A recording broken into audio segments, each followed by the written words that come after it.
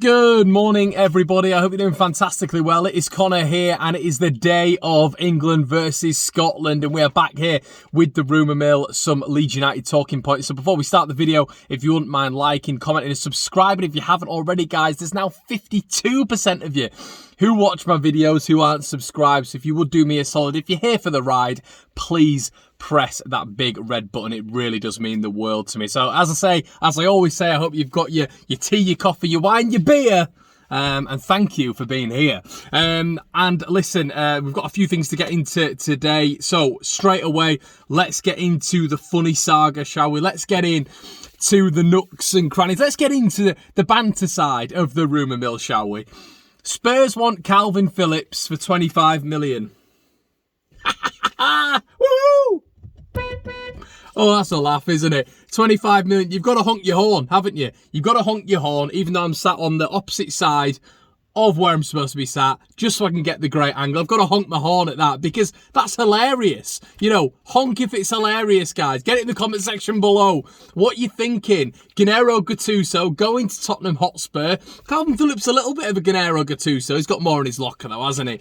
But hilarious. Spurs apparently think they can get Calvin Phillips for 25 million. Add a big fat zero on the end of that, and we might sell you his left leg. All right, maybe his left toe we might sell you. Calvin Phillips has had a ridiculous tournament. Juventus are also apparently poised to make a £25 million bid offer. Where are their heads? Where's your head at? Corello dello Sport saying that allegedly Juve are preparing a bid. They're looking at Calvin Phillips. They're massively interested in him. And this is obviously with his performance the other day against Croatia. Now, the issue is here with Calvin Phillips, and Angus Kinnear did adhere to it the other day. He did address the rumours on BBC Radio Leeds that the problem is going to be with Leeds United.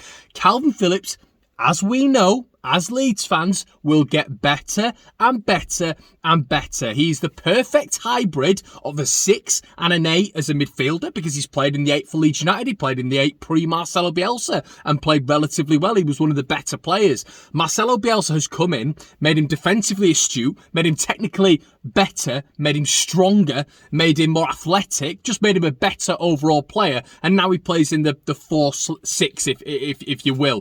Now, this means that Calvin Phillips has the overall package and he could fit into any side in Europe. I'm going to go on a whim and say that he could fit into any side in Europe if you're playing a system that fits around Calvin Phillips. So, you ain't getting him for 25 million at all. I'll say that right now. If you are listening, Daniel Levy, you tight git, and whoever is, I can't remember the guy at Juve, retired, didn't he, after the Super 6 thing? Let me know in the comment section below who that is, the Juve chairman. But, yeah, there's absolutely no chance he's going for that. I would genuinely look at Calvin Phillips. I don't even know. Let me know in the comment section below right now how much you think Calvin Phillips is worth. I'd be really interested to hear that. But yeah, I mean, there's going to be a lot of interest. And when I was just talking there about his characteristics, his technicalities, Calvin Phillips could go on to have an absolutely world-class tournament. I think he will. I think he's going to go on to have a very, very good tournament. More clubs are going to be interested. You're going to still get the likes of Nigel de Jong, Michael Ballack, Mesut Ozil, all these likes tweeting out about Calvin Phillips when his performances get better and better,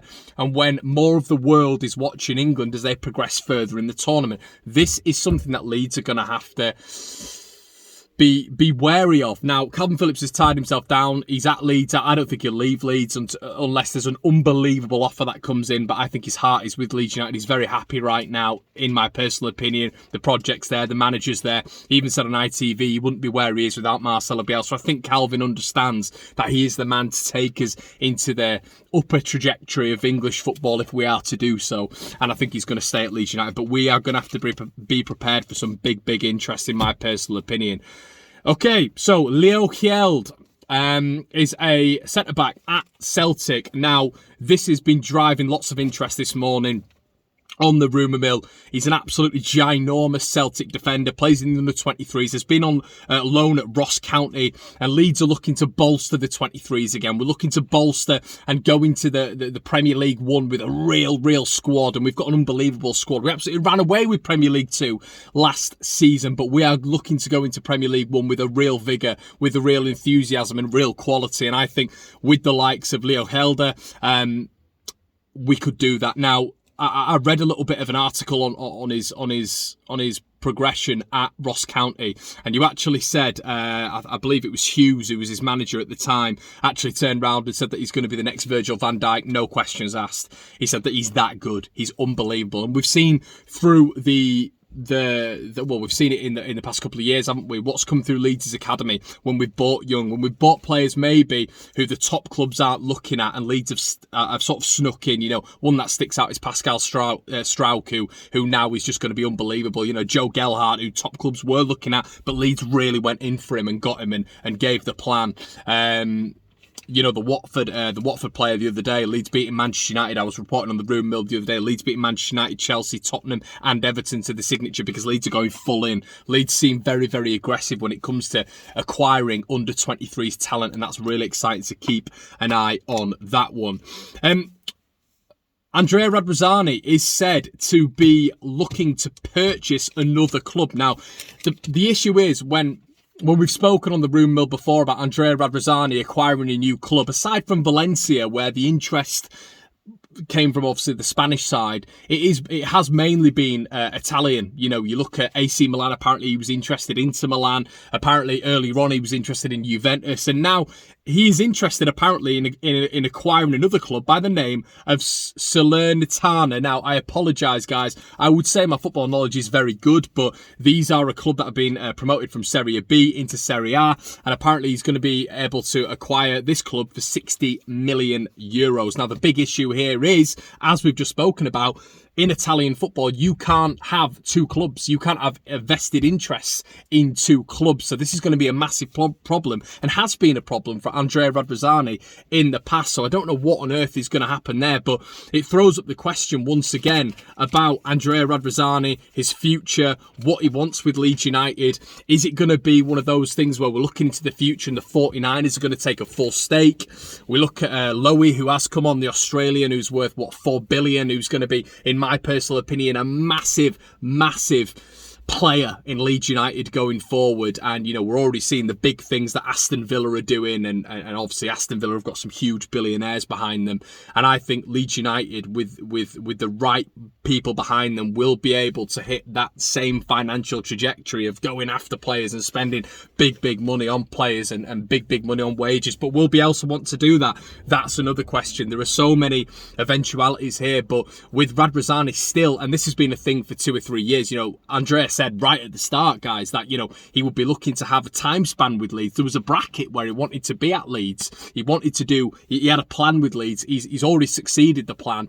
He would be mad to let it go because it's going to be a gold mine, especially with the 55,000 seat stadium, which is going to happen and is going to be filled, as in Ellen Road being developed on. And you do feel if he left Leeds United right now that he would miss out on such a huge thing which is coming up. But I still think Andrea Radrizzani will always have a share in Leeds United because he'd be mad not to, and he's clearly a very smart businessman. But looking at the longevity, the next 10 years, obviously next 5 years, he may not be here. There's a big likelihood that he might not be here, and whether or not Lowy is going to have more of an impact there, whether or not the 49ers are going to take more of a role, I think that's how it's going to go, to be quite honest with you. And just the rumblings of Radrizzani still looking at other clubs, that really does feed into that narrative, doesn't it? Guys, I hope you've enjoyed it. We've had sort of 3 or 4 things to talk about today. Listen, we've got a massive day coming up, haven't we, in terms of football. I'm absolutely buzzing for Calvin Phillips. As I said, he's going to be up against John McGinn, Scott McTominay. Listen, they're a good team, Scotland. If you are Scottish and you're watching this, listen, Leeds were called Scotland United back in the 70s, so I don't have any problem with Scotland at all. There's a bit of a rivalry there, isn't there? I think Scotland, Wales and Ireland just hate the English. Just in terms of the football team. So yeah, I mean, I don't have any hatred at all. I mean, my mum's Irish, so I can't really. But yeah, I'm my girlfriend's family's Scottish as well, so there you go. But yeah, no, listen, it's going to be a great game, a great feature. I hope you guys have a lovely weekend. I hope you're going to enjoy it. The Euros for me is in full swing. I'm absolutely loving it. And guys, if you wouldn't mind liking, commenting and subscribing on the video. I don't do weekend videos because I know you guys are preoccupied and you're with your family, your friends, doing whatever. But if you wouldn't mind, you know, if you want to help the channel out, there's a couple of links in the section below. We've got some merchandise, the Rafinha special, which you guys love. They're selling like hotcakes, and I'm getting so many messages on Twitter and Instagram about you guys loving following them. So that's absolutely amazing. And guys, I will see you bright and early on Monday morning. Have a fabulous weekend. Come on, England. I'll see you in a bit.